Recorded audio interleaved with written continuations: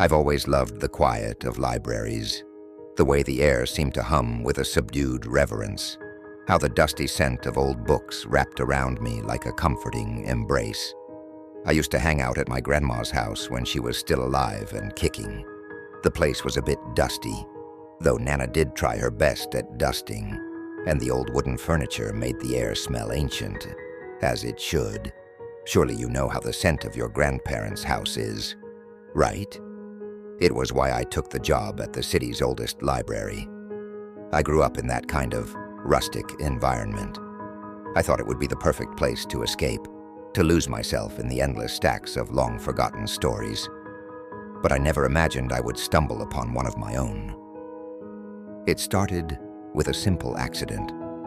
I was restocking the history section when my foot caught on something. Looking down, I saw the corner of an old, leather-bound book peeking out from beneath a shelf. It was strange.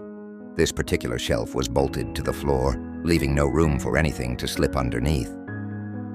Curious, I knelt and pulled the book free, the spine creaking with age. The title was embossed in gold, though the letters were faded and nearly illegible. It took a moment for me to decipher them.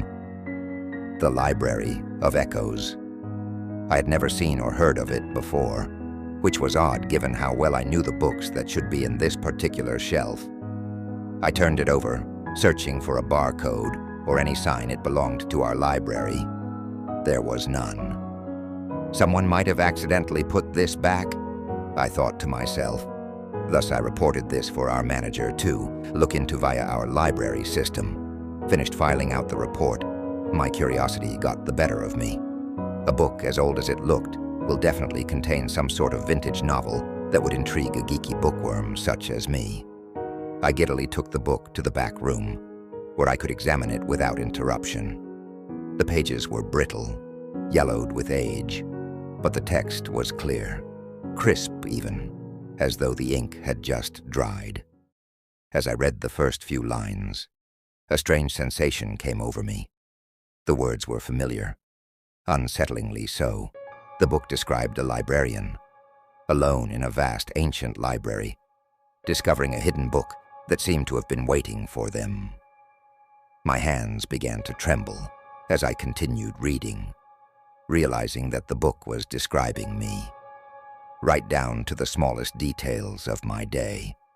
The chair I was sitting in, the coffee I had spilled earlier in the break room, even the way my heart was beginning to race as I read further. I should have stopped, but I couldn't. The story continued, recounting how the librarian, overwhelmed by the impossible nature of the book, would return to the shelves in search of more.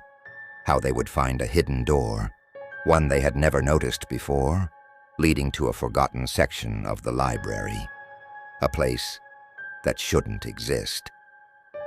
I shut the book. Well, that was weird, I thought to myself after a good yawn, the kind of yawn that shuts you out from the world for a few seconds, as I'm the only person in this library on a Sunday, and had a filling lunch earlier. I decided to take a nap. I made sure to look like I was reading a book, a skill I developed in middle school. I remembered falling asleep quickly. In the dream, I felt sudden terror as I saw myself in the middle of the same library. I don't remember standing up and walking away from my desk. Driven by a mix of fear and compulsion, I walked through the labyrinth of shelves until I saw it.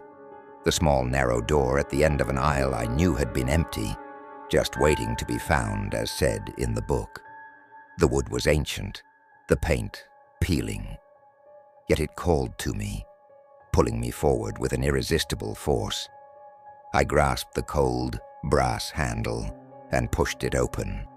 The air beyond was different, colder, heavier, thick with the scent of mildew and something else. Something I couldn't quite place. The room was dimly lit by a single flickering bulb hanging from the ceiling, casting long, shifting shadows across the walls. Shelves lined the room, filled with more books, each one seemingly older than the last. I picked up the first book that caught my eye. It was thick, bound in cracked leather, and as I opened it, I felt a wave of nausea wash over me. The words were in a language I couldn't understand, the letters twisting and contorting on the page as if they were alive. Then suddenly, the book's cover became as hot as the sun. I screamed in pain as I dropped the book, my charred hands shaking uncontrollably. But it was too late. The door behind me slammed shut, the echo reverberating through the room like a gunshot. I was trapped. Panic set in, but my body refused to move, held in place by some unseen force. The books on the shelves began to hum, a low, guttural sound that resonated deep within my bones. I realized then that the room itself was alive. The books were its organs, the shelves its bones, and I was its prey. In the center of the room stood a pedestal, and on it rested another book, identical to the one I had first found. My feet moved of their own accord, carrying me toward it as the humming grew louder, more insistent. I didn't want to open it, but my hands betrayed me, reaching out to touch the worn cover. The moment my fingers brushed the leather, the humming stopped. Silence fell over the room like a shroud. I opened the book. It was blank. I flipped through the pages, each one as empty as the last, until I reached the very end. There, in spidery handwriting, was a single sentence. "You are the last echo." I felt a sharp pain in my chest, as if something had torn loose inside me. The room began to spin, the shadows closing in, pressing against me until I could barely breathe. And then, as quickly as it had begun, it stopped. I was standing in the main hall of the library, the hidden door nowhere to be seen. The book was gone, vanished from my hands. But I wasn't alone. People were moving through the aisles, but they didn't see me. I tried to speak, to call out, but no sound came. It was as if I didn't exist. I rushed to the nearest patron, waving my hands in front of their face. But they walked right through me as if I were a ghost. In a way, I suppose I was. As I stood there, helpless, I heard it. The humming. It was faint at first, barely audible over the sounds of the library, but it grew louder, clearer, until I could make out the words. "You are the last echo." The truth hit me with a cold, sinking dread. I wasn't just in the library. I was part of it now. Another echo in its endless, twisting halls. My story, my life, had been absorbed, just like all the others who had come before me. And the library would continue to grow, to feed on the souls of those who wandered too far into its depths. I tried to leave, to escape, but no matter how far I ran, how many doors I opened, I always ended up back in that same room, with its flickering light and endless shelves. The books, now filled with my words, my thoughts, mocked me from their places on the shelves. And every time I opened one, I found the same sentence staring back at me. "You are the last echo." The moment I was about read those exact words for the last time. A voice read it for me.